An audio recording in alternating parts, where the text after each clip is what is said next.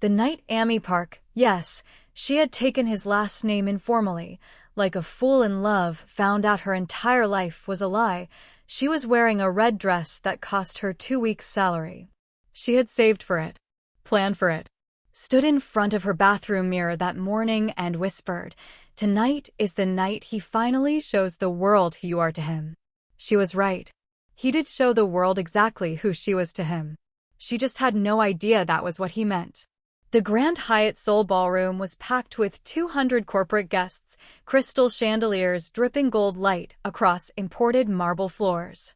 Ammie stood near the entrance with a glass of champagne she hadn't touched, her stomach tight with something she kept telling herself was excitement. 3 years. 3 years of secret dinners, hotel rooms booked under different names, midnight texts that said, "I miss you, but never tell the world about us." 3 years of being told, "Korea is different, Ammie. My family, the board, just a little more time." She had believed him. God help her, she had believed every single word out of Jae-won's beautiful, lying mouth. She saw him across the room before he saw her. He was standing at the podium, microphone in hand, silver cufflinks catching the light, and he was smiling the way he only smiled when he wanted something from a room. She knew that smile. She had studied that smile the way other women studied scripture. Then she saw who was standing beside him. Yuna. Her Yuna. The assistant she had personally recruited, trained, mentored, and championed for a promotion just 6 months ago. Yuna, who had sat across from Ammie's desk eating the lunch Ammie packed for her during late nights, crying about a boy who didn't value her. Yuna, who had smiled with her whole face and said, "You're the only person in this company who ever treated me like I mattered." Yuna was standing beside Jae-won in a white gown, her fingers laced through his, looking like she had been designed specifically to stand in that exact spot. Ammie's champagne glass tilted. She caught it before it fell. Jae-won tapped the microphone. "Good evening, everyone. Thank you for joining us tonight for what I hope will be a very special announcement. No. It is my great honor to introduce the woman who will be my wife." He lifted Yuna's hand. The ring on her finger caught every light in the room at once. "Miss Han Yuna, my future." The room erupted. Ammie didn't move. She stood perfectly still while 200 people clapped around her, while someone bumped her shoulder and apologized without looking at her, while the champagne in her glass finally went completely flat. She stood still because moving meant this was real, and if this was real, then every single thing she had built her life around for the last 3 years was constructed on absolutely nothing. Jae-won's eyes found her across the room. He didn't flinch. He didn't look away in shame. He didn't look panicked or sorry or caught. He looked at her the way you look at furniture you're deciding whether to donate or throw away, briefly, without feeling, and then he looked back at his audience and smiled again. That look destroyed her more than the announcement. Because it told her the truth she had been too in love to read. She had never been a secret he was protecting. She had been a secret he was hiding. There is a difference. One is about timing. The other is about shame. Ammie set her champagne glass down on the nearest table. She smoothed the front of her red dress, the 2-week salary dress, the "tonight is the night" dress, picked up her clutch, and walked out of the Grand Hyatt ballroom with her spine straight and her face completely neutral. She made it to the parking garage. She made it all the way to the 3rd level, to the corner beside a concrete pillar, before her legs stopped working, and she slid down the wall and sat on the ground in a $200 dress and cried so hard she couldn't breathe. Now, before we go any further, besties, I need you to stop for 1 second. Have you ever been that person? Have you ever believed in something so completely, built your whole world around it, only to find out the foundation was never real? Drop a "Ammie deserved better" in the comments right now if you're already invested, because besties, this story is just getting started. And if you're new here, welcome. This channel is brand new, which means you have the rare chance to be here from the very beginning. Every story I tell is emotional, dramatic, and will absolutely have you talking to your screen. Kindly hit that subscribe button right now. Not later. Now. Because the people who subscribe at the beginning always feel the most connected when the channel blows up, and this one will. Now let's get back to Ammie, because her night is about to get significantly worse before it gets better. Here is what you need to understand about Ammie before we go further, because she is not your standard heartbroken woman, and this is not your standard heartbreak story. Ammie was 26 when she arrived in Seoul with one suitcase, a marketing degree from Howard University, a student loan that haunted her sleep, and exactly 0 family members to call if things went wrong. She was an orphan in the most literal sense, aged out of the foster care system at 18, worked 2 jobs through college, graduated with honors because failure was not a luxury she could afford. She had come to Korea on a 1-year work visa attached to a mid-level marketing position at Seoul Group International, one of Seoul's fastest-growing tech conglomerates. She had come because the salary was double what she'd been offered stateside, because she needed the money, and because some quiet, reckless part of her had wanted to see if she could survive somewhere entirely foreign and entirely alone. She had not just survived. She had dominated. Within 8 months, she had restructured the entire North American marketing outreach strategy, tripled the company's English-language social media engagement, and delivered a Q3 campaign that earned them their first feature in Forbes Asia. By the end of year 1, they offered her a permanent contract. By year 2, she was marketing director, the first Black woman and the first foreigner to hold that title in Seoul Group's 30-year history. She had earned every single thing she had. And then CEO Jae-won, 34 years old, brilliant, devastating in a suit, had walked into her office one Tuesday afternoon to personally thank her for the Forbes feature. He had leaned against her doorframe with his arms crossed and said, in perfect English, "You're not what I expected." And she, God help her, had said, "Good." That was how it started.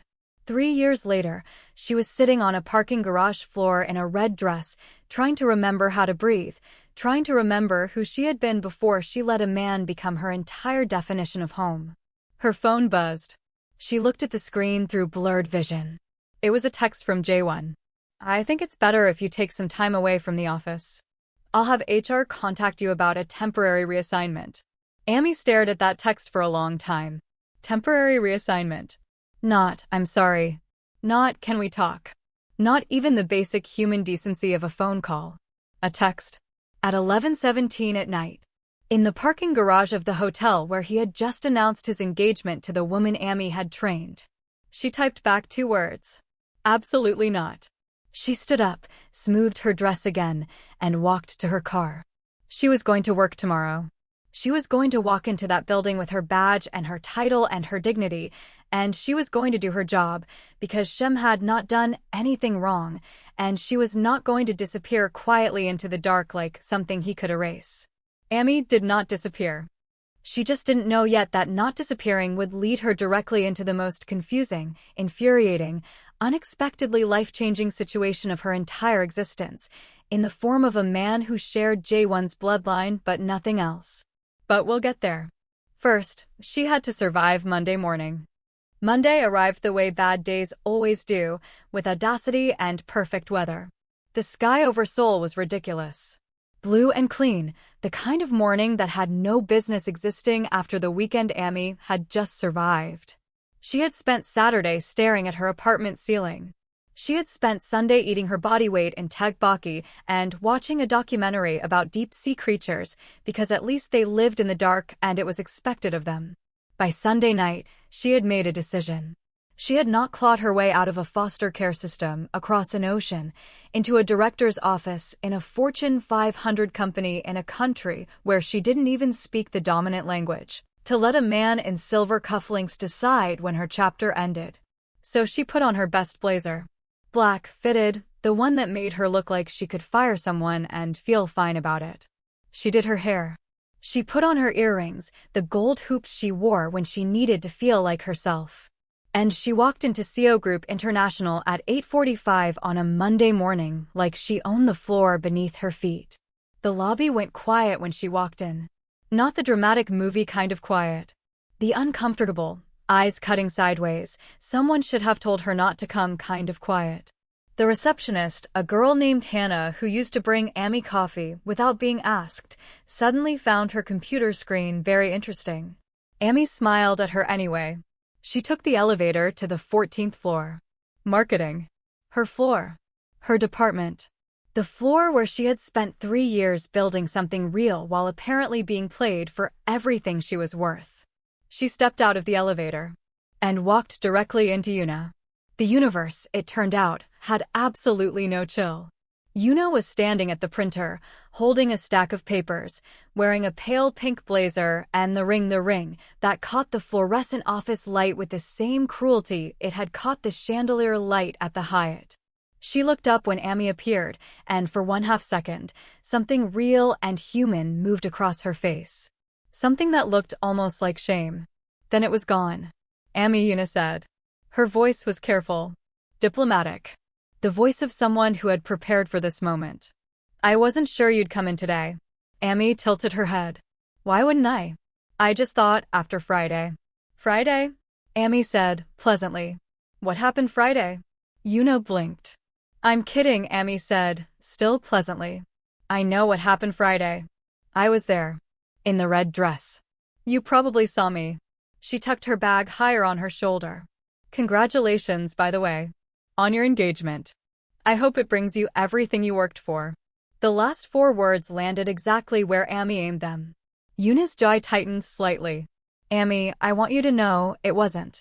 I have a 9 o'clock, Ammie said, and walked past her down the hall. She made it to her office, shut the door, sat down in her chair, and allowed herself exactly 45 seconds of shaking before she pulled up her email and started working. 45 seconds. Not 46. She had learned a long time ago that you couldn't afford to fall apart during business hours when you had nobody to cover for you. By 10 o'clock, she had answered 17 emails, reviewed 2 campaign decks, and ignored 3 texts from colleagues who clearly wanted to discuss what was not yet their business. By noon, she had attended her Monday strategy meeting, delivered her quarterly projections without a single tremor in her voice, and eaten lunch alone at her desk because the cafeteria felt like a minefield she wasn't ready to navigate. By 2 o'clock, Jae-won's assistant had called to request a meeting. Ammie went.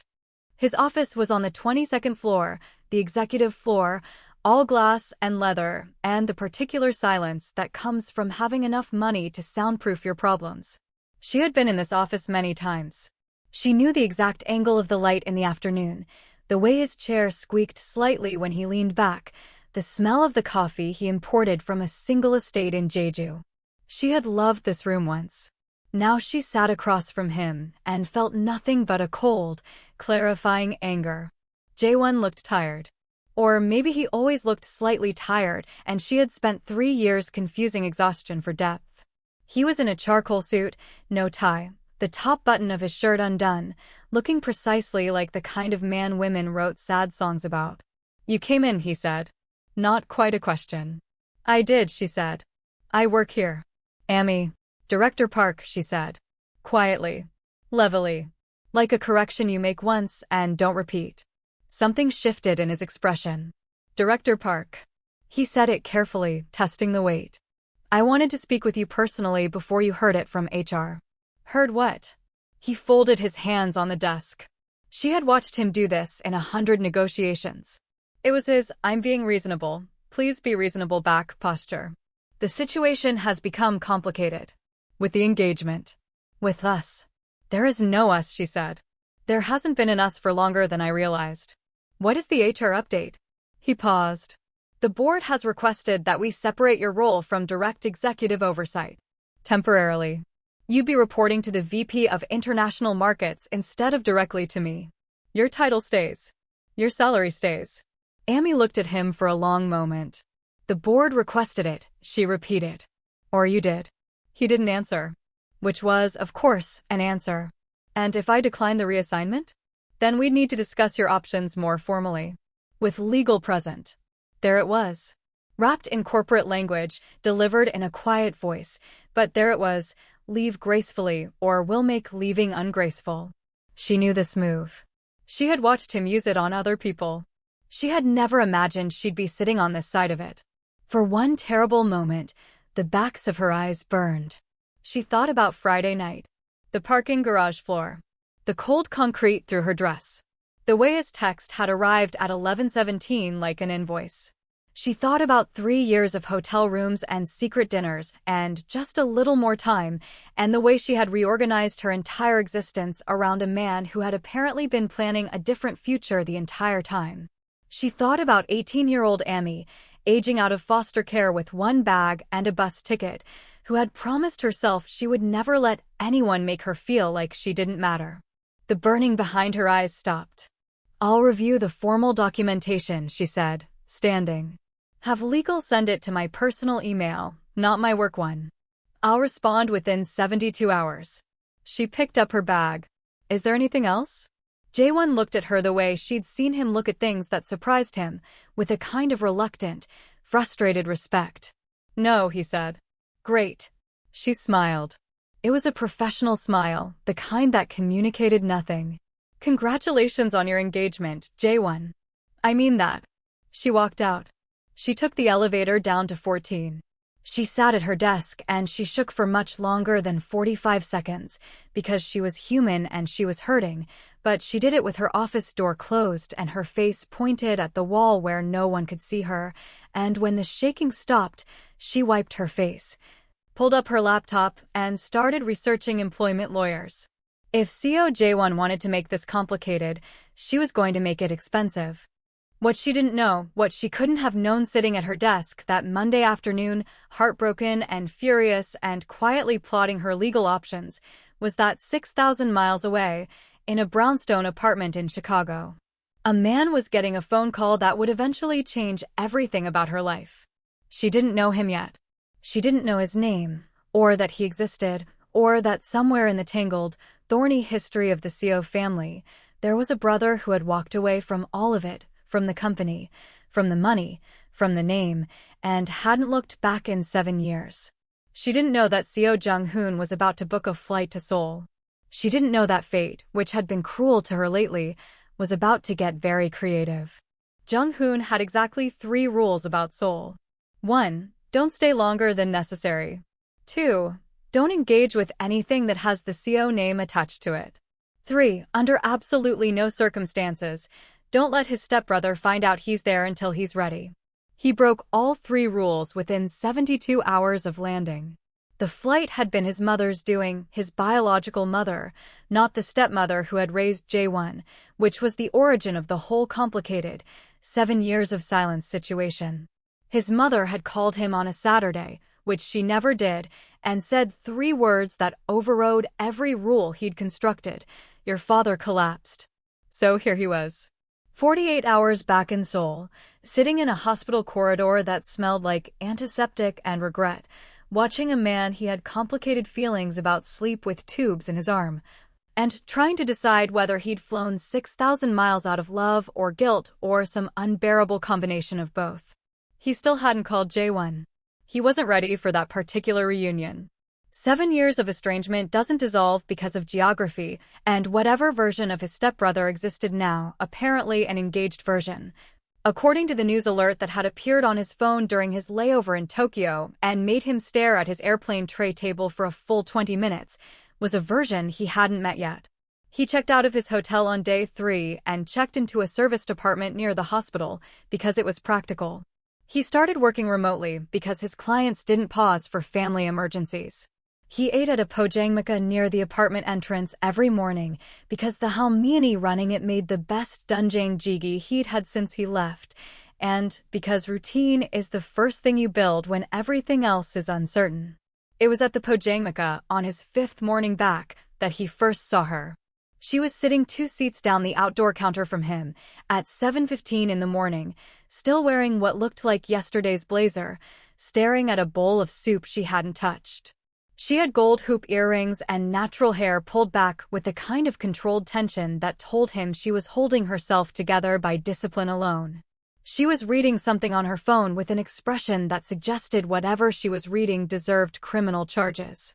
He minded his own business. He was very good at minding his own business. Then her phone rang, and she answered it and said, loudly and without preamble, in American English, "Tell your client that if he tries to classify 3 years of consistent labor as informal consulting one more time, I will make sure the Seoul Labor Board has a very interesting Tuesday." The halmini looked up. Jung-hoon looked up. The woman noticed neither of them. She was fully committed to whoever was on the phone. I don't care what the NDA says. I signed that in a personal context, not a professional one, and my lawyer agrees. Yes, I have a lawyer. I've had one for 4 days, keep up. She hung up, picked up her chopsticks, put them down, said, to no one in particular, I need this soup to be stronger. It won't get stronger, Jung-hoon said. In English. Because he was, apparently, not as good at minding his own business as he thought. She turned to look at him with the measured, assessing expression of someone who has recently recalibrated their trust in strangers.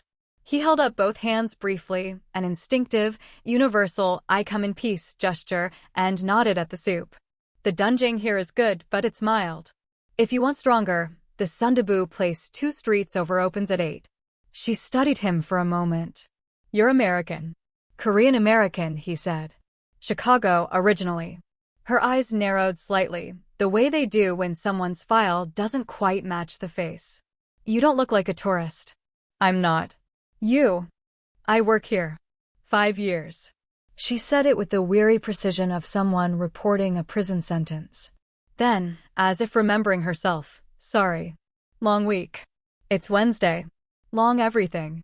He almost smiled. Didn't quite. She turned back to her soup. He turned back to his.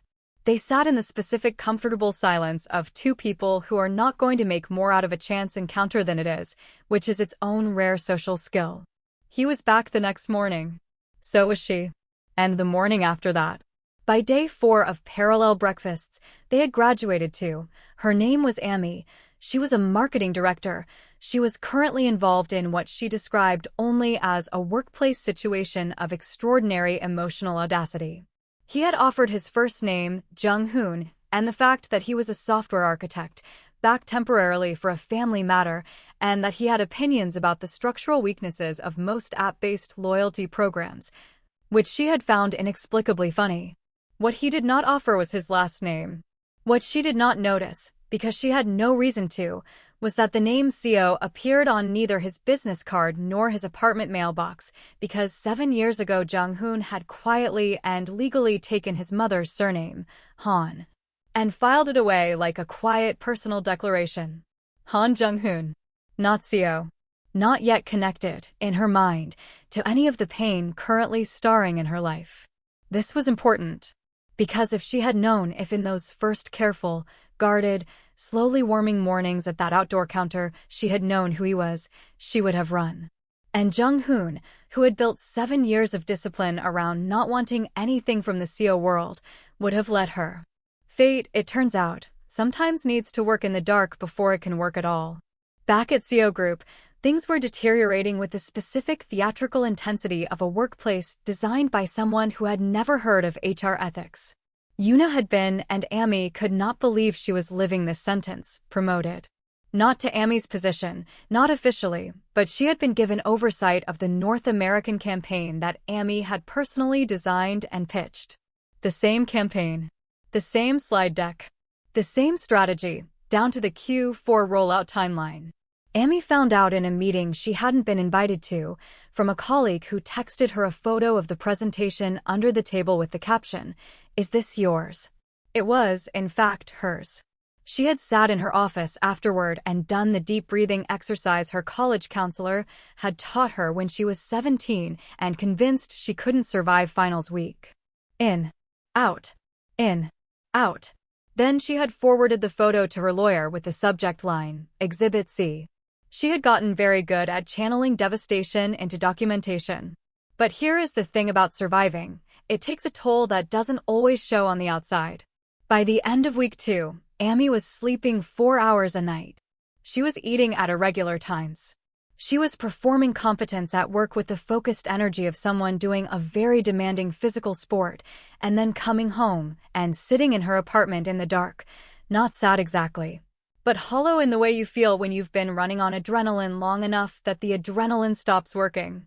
She didn't tell anyone this. She had no one to tell. That was the part that sat beneath all the anger, quieter and heavier than the anger itself. She was doing all of this alone. She had always done everything alone. But for 3 years, She had let herself believe that was over.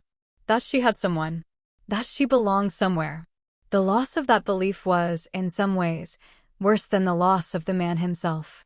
She told Jung-hoon exactly none of this at their morning breakfasts. She told him about the campaign theft, framed as a general workplace injustice. She told him about the structural absurdity of NDAs applied to personal relationships.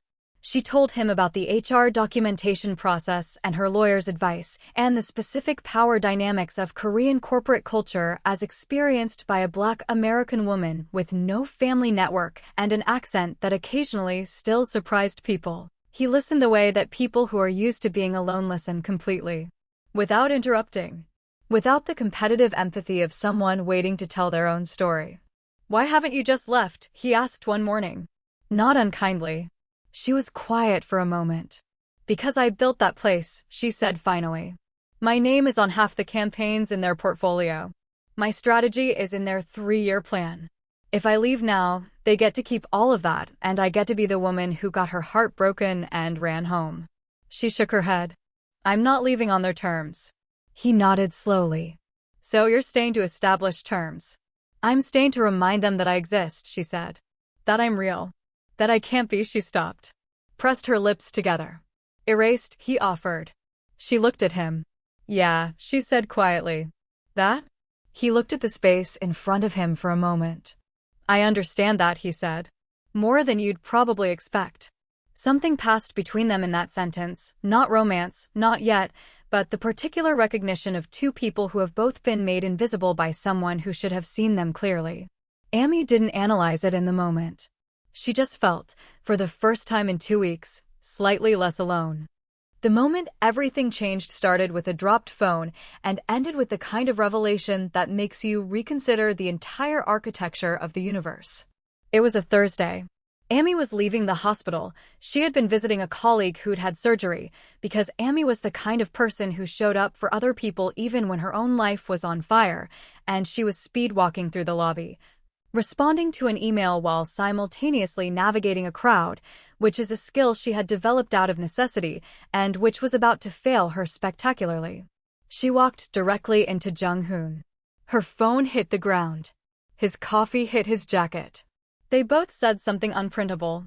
What are you doing here?" she asked, crouching to retrieve her phone. He was looking at her with an expression she hadn't seen on him before. Not the usual contained, watchful quiet of their morning counter-conversations. Something tighter. "Visiting someone," he said. "Me too."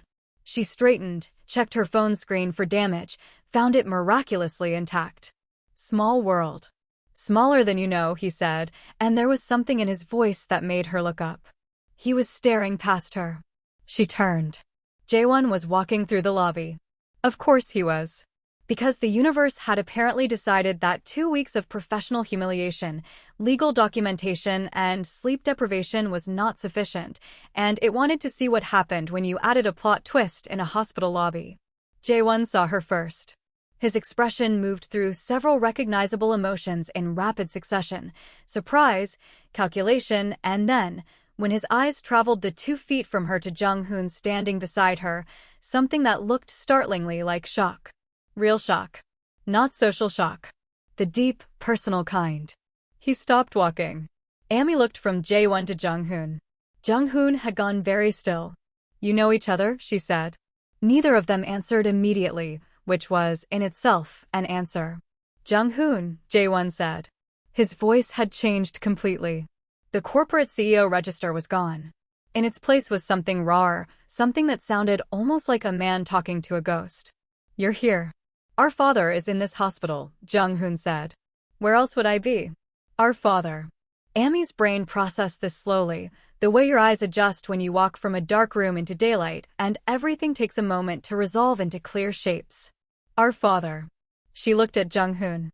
She looked at Jae-won. She looked at the particular specific misery on both their faces, the particular architecture of 2 people who share history and wound and long silence. "You're brothers," she said. Jung-hoon looked at her.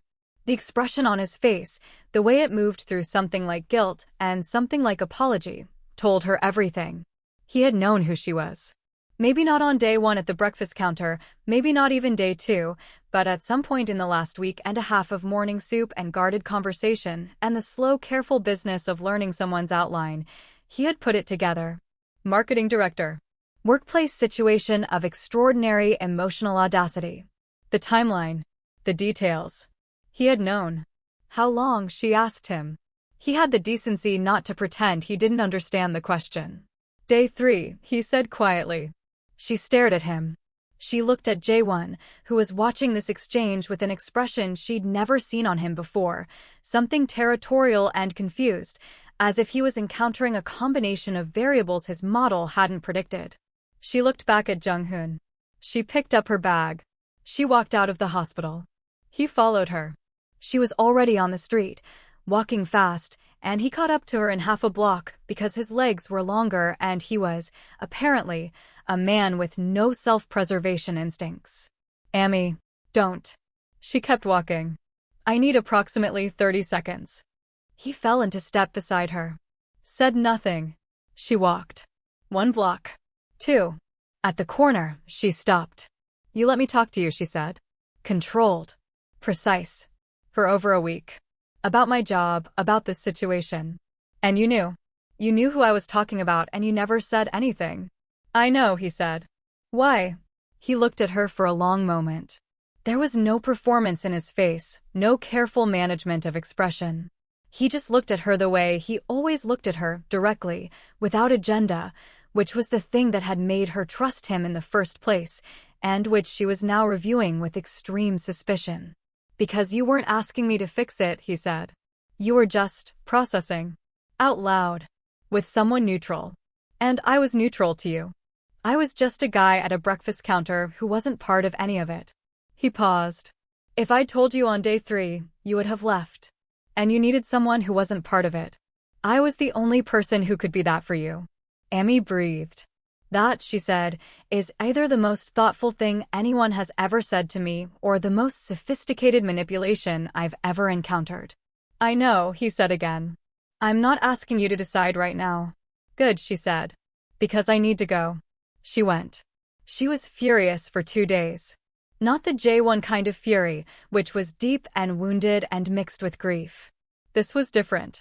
Sharper. Because Jung-hoon had given her something real, the mornings, the soup, the particular relief of talking to someone who listened without wanting anything, and then the ground had shifted under it, and she didn't know how to recalibrate. She also, infuriatingly, kept thinking about what he had said. You needed someone who wasn't part of it. I was the only person who could be that for you. She hated that it made sense.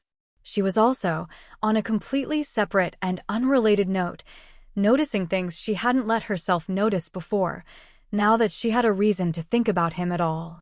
She noticed that he texted her once, on day 1 of her silence, not to apologize again, but to send her the address of the sundubu place he'd mentioned on day 1 of their breakfasts, with the single annotation, opens at 8. The broth is better than it looks. She noticed that this text made her press her lips together over something that was not quite a smile. She also noticed that in all the mornings they'd talked, he had never once offered his opinion on what she should do about her situation. He had listened, asked clarifying questions, and occasionally said something so accurate that it clarified her own thinking. He had never told her to leave, or stay, or fight, or forgive. He had just treated her like someone capable of arriving at her own conclusions. She was used to men who fix things without being asked. She was not used to men who trusted her to fix her own things. On day 3 of her silence, she went to the sundubu place at 8 o'clock. He was there. He looked up when she walked in. He didn't smile like he'd won something. He didn't look relieved in the performative way of someone who needed her to know they'd been suffering. He just looked at her steadily and said, "The sundubu here is good." She sat down across from him. "I'm still annoyed," she said. "Okay," he said. "But I understand your reasoning." "Okay. Don't push it." "I wasn't planning to." She picked up the menu even though she was getting sundubu regardless. "Is your father going to be okay?" The question surprised him, she could tell by the slight pause. "They think so," he said. "He's stable. We'll know more next week." "Good." She put the menu down. "And Jae-won." This pause was different. "We spoke," he said. For the first time in 7 years. It was approximately as uncomfortable as you'd imagine. What happened? Between you two? If you want to say. He considered this with the careful consideration of someone who doesn't tell this story often. Our father remarried when I was 9. Jae-won's mother. She was not unkind, exactly. But there was always a hierarchy. Jae-won was the heir. I was the complicated addition. When I was 23, I told our father I wasn't going to take a position in the company, that I had my own path, and he told me that was fine but not to expect to be considered family if I wasn't going to act like one. He said this levelly, without self-pity. So I stopped expecting it. Ammie was quiet for a moment. He told you that you weren't family because you chose your own career. In more diplomatic language. But yes. She thought about 18-year-old herself with a bus ticket and one bag. About what it meant to be told, by someone who should claim you, that you are only as valuable as your utility. I understand that more than you know, she said. Something in his face shifted. Not the thing that came before talking, the thing that comes after understanding. The soup arrived. They ate. The legal letter arrived on a Monday, which was becoming the worst day of the week with remarkable consistency. Ammie's lawyer called her at 7:45 a.m., which was the kind of hour lawyers called you when the news was either very good or required immediate strategic response. They've made a formal settlement offer, he said. It's structured as a separation package. Generous, by most standards. What's the catch? Full NDA. No disparagement clause. And a non-compete in South Korea for 18 months. Ammie sat down on the edge of her bed. They want me gone and silent. That would be the accurate reading, yes. She thought about the campaign. The slide deck with her name quietly removed from the file metadata, which her lawyer had already recovered and documented. The 3 years. The work. The Forbes feature. The quarterly records that showed a 40% engagement increase tied directly to her strategies. What happens if I don't take it? Then we proceed with the labor board complaint and the intellectual property claim. It's a strong case, Ammie. But it's slow. 18 months minimum. Possibly 2 years. 2 years. 2 more years of walking into that building. Of seeing Yuna in the hall. Of navigating the particular corporate cruelty of being the person who was wronged in a place where the person who wronged you signs the checks. Or, take the money, take the silence, and disappear. She had told Jung-hoon she wasn't leaving on their terms. She had meant it when she said it. She still meant it. Tell them no, she said. Her lawyer was quiet for a beat. Then, all right. I'll file the labor complaint this week. She went to work. The irony of the labor complaint filing was that it forced Jae-won's hand in an unexpected direction. 2 days after her lawyer filed, Jae-won called a company-wide meeting. Not to address the complaint, that would have been too direct, and Jae-won was never direct when indirect pressure was available, but to announce a structural reorganization of the marketing division, effective immediately, which was, in practical terms, Ammie's entire department. Which meant that Ammie, still technically marketing director, now had no direct reports, no departmental budget approval, and a newly created senior marketing consultant, title that had been inserted above her in the org chart and was currently occupied by, she should have had a seat for this, a hire from their Tokyo office who had been with the company for 7 months. 7 months. She had been there 5 years. She sat in the company meeting in the 3rd row and kept her face so neutral it was practically a medical achievement. Afterward, in the hall, one of her former direct reports, a young man named Taeyong who had been on her team for 2 years and who looked genuinely distressed, found her and said, very quietly, Director Park. I want you to know that none of us, we didn't ask for this. I know, she said. What are you going to do? She looked down the corridor toward Jae-won's office. What I always do, she said. What she did was call Jung-hoon. Not about the job, not directly. She called him because it was 9 p.m. and she was sitting on her apartment floor, not the parking garage, an upgrade, and she was very close to the edge of the kind of crying that doesn't stop easily, and she had realized, somewhere in the last 2 weeks, that his number in her phone had become the one she reached for when things were hard. She almost didn't call. She stared at his name for a solid 2 minutes. Then she called. He picked up on the second ring. Hey. Hi, she said. Her voice came out smaller than she intended. A beat. What happened? She told him. All of it. The reorganization, the title shell game, Taeyong in the hallway, the particular specific loneliness of being dismantled professionally by someone you used to trust with your heart. He listened. When she finished, there was a quiet on the line that was not empty. Ammie, he said. Don't tell me it's going to be okay. I wasn't going to. Good. I was going to say, he continued, that what they're doing is textbook retaliation. Your lawyer is going to have a very easy time in front of the labor board. She exhaled something that was almost a laugh. Thank you for making it practical. Also, he said, and his voice changed slightly, not softer exactly, but more careful, like someone choosing their steps on uncertain ground. You should know that I think you're one of the strongest people I've ever met. And I've met a lot of people. The silence this time was different. Jung-hoon, she said. I'm not doing anything with that statement, he said quickly. It's just true. I wanted to say it. She stared at her apartment's ceiling. Something in her chest did something complicated. Okay, she said finally. Okay, he said. They talked for another hour about nothing important, his dad's recovery, a podcast she'd been listening to, the specific absurdity of Seoul traffic patterns, and when they hung up, Ammie lay on her floor for a while longer. And the thing she noticed was that the floor felt less cold than it had before she called. It was Jae-won who forced the confrontation. Not because he was brave, he wasn't, not about this, but because he ran into Jung-hoon in his father's hospital room on a Wednesday afternoon and Jung-hoon was on the phone with Ammie. He didn't know it was Ammie immediately.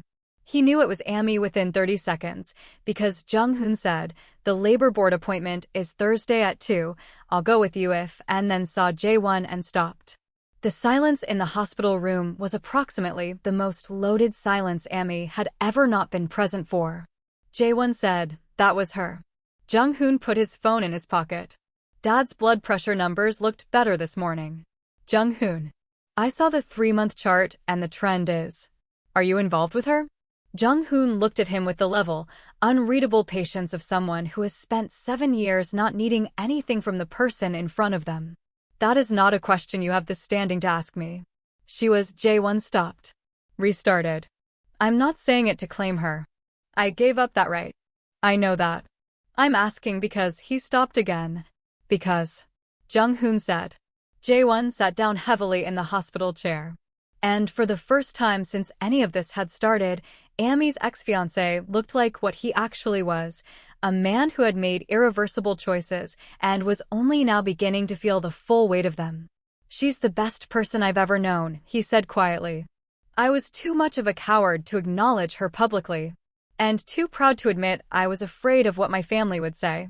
And I told myself she understood, that it was just about timing, and he exhaled. I didn't treat her like she was real. And now she's gone and the company is going to lose the labor case and Yuna and he stopped. Jung-hoon waited. Yuna and I are not going to work, Jae-won said flatly. I think I knew that by day 3 of the engagement. She's brilliant and ambitious, and she deserves someone who actually chose her. I didn't choose her. I retreated to her because she was familiar and available and didn't ask anything of me that required growth. He laughed bitterly. Does that make me a terrible person? Yes, Jung-hoon said simply. Jae-won looked at him. Then, unexpectedly, he laughed, a real one, short and exhausted. Right. But, Jung-hoon said, and his voice shifted slightly, not irreparably. The brothers looked at each other across the hospital room. 7 years of silence. 7 years of choosing different things and measuring the cost in different currencies. I'm not going to step away from her, Jung-hoon said. I want to be clear about that. Not because of you, this has nothing to do with you. But I want you to understand that. Jae-won nodded slowly. I know. He looked at his hands. She deserves someone who sees her. Jung-hoon didn't answer. But something in the set of his jaw said, I do. The labor board hearing was on a Thursday and Ammie wore the black blazer. Not as armor this time. Or not only as armor.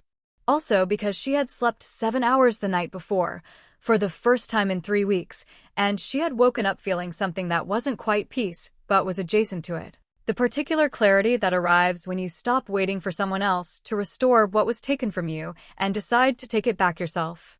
Jung-hoon was in the waiting area when she arrived. He had a coffee for her, the good kind, from the place near the hospital, the one she'd mentioned in passing 10 days ago. He held it out without making a production of it. She took it. "You didn't have to come. I had a meeting nearby," he said. She looked at him. "That was a lie," he said. "I wanted to come." She nodded once. "Okay." They sat together in the waiting area, not talking much, while her lawyer reviewed final documents and the hearing room was prepared.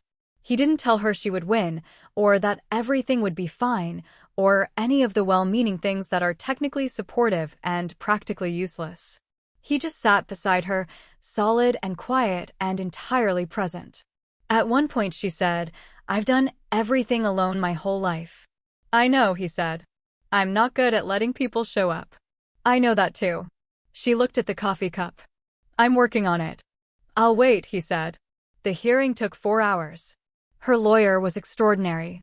The documentation was airtight: 3 years of employment records, the recovered campaign metadata, the text message from Jae-won the night of the engagement announcement, the timeline of the departmental reorganization following the labor complaint filing. CO Group's legal team was expensive and they were good, but they were defending indefensible actions and they knew it. By hour 3, they were negotiating. By hour 4, there was a settlement. Not the one they had originally offered, the disappear and be silent package. This one was different. Full back compensation for the intellectual property use. A significant financial settlement for the hostile workplace claim. And, critically, no NDA. No non-disparagement. No non-compete. Her name went back on the campaign records. She walked out of the labor board building into afternoon Seoul sunlight and stood on the sidewalk and didn't know what to do with her face for a moment. Jung-hoon was beside her. "Well," he said. She turned and looked at him. "We won." He smiled. Actually smiled, not the almost smiles she'd been collecting from their breakfast counter conversations, but a full, unguarded one that changed the geometry of his face entirely and made her understand, with sudden complete clarity, that she had been lying to herself for at least 2 weeks about what she felt when she looked at him. She had not been collecting his almost smiles out of casual interest. She had been collecting them because she couldn't stop. "Congratulations, Director Park," he said. "I'm resigning," she said. He blinked. "Today?" "Not today. But soon. The settlement buys me time. I've been thinking about it for a while." She looked up at the skyline. "I built their brand. I know how to build one. I should build my own." "Your own marketing firm?" "North American market strategy. Korea-US bridge campaigns. I have 5 years of relationships and a Forbes feature with my name on it." She looked at him. "I know what I'm doing." He studied her for a moment. "You've already drafted a business plan." 3 weeks ago, she admitted. During the first week of the HR documentation phase. "I needed something to plan that wasn't revenge." He laughed. The full laugh, the one she'd only heard twice, the one that was nothing like his brother's polished CEO presentation laugh. This was private and real and slightly surprised. Of course he did. They were standing close together on the sidewalk now, closer than they usually stood, the afternoon crowd moving around them like water around 2 fixed points. "Jung-hoon," she said. "Ammie," he said. "I need to say something before anything else happens." "Okay." "I am not a rebound. I know what this looks like from the outside. I know the timeline is insane. I know your brother was my..." She stopped, recalibrated. "I know this is complicated. And I know that I have real feelings for you that are not about him, or about being hurt, or about any of the last 3 weeks. They're about you. The breakfasts. The phone calls. The way you talk to me like I'm a person capable of handling the truth." She held his gaze. "I wanted to name that clearly before it became something we talk around." He was quiet for a moment. "I know you're not a rebound," he said. "I knew that before you did, actually. Don't be smug. I'm stating a fact. It's a smug fact." The corner of his mouth moved. "I need to say something back." "Okay. I left Seoul because my father told me I had to choose between belonging to this family and being myself. I chose myself and I don't regret it. But the cost was a lot. Isolation that I dressed up as independence. Discipline that was mostly just armor.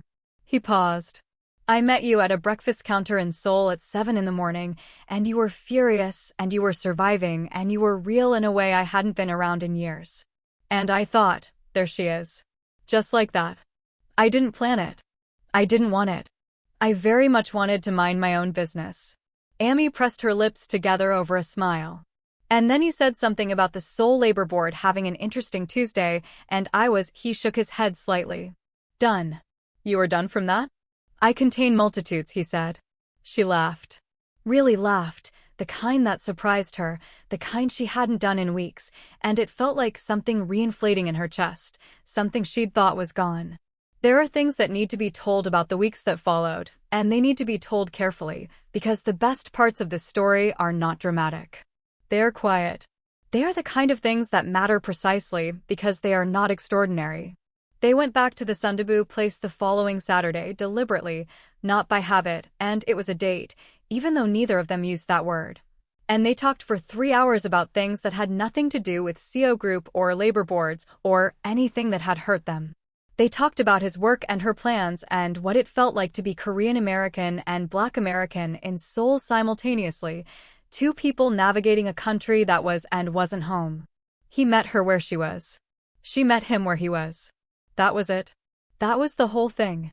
The twist that nobody saw coming, not Ammie, not Jung-hoon, and certainly not Jae-won, arrived 23 days after the labor board ruling, in the form of a family dinner that Jung-hoon's father requested from his hospital bed.